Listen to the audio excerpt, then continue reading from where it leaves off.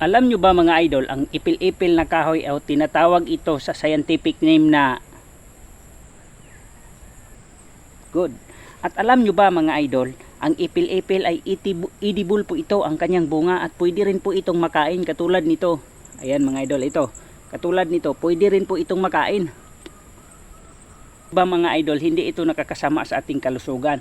Meron po itong taglay para po dito sa ating katawan. Idol, ang ipil-ipil ay gamot po ito sa ating dengue, liver cancer, colon cancer, diabetes at marami pang iba mga idol. Hindi lang po ito gamot sa mga kahit anong uri ng sakit.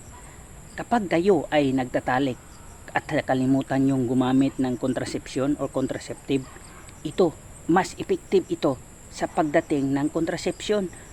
Pwede itong gamitin pang emergency to prevent pregnancy.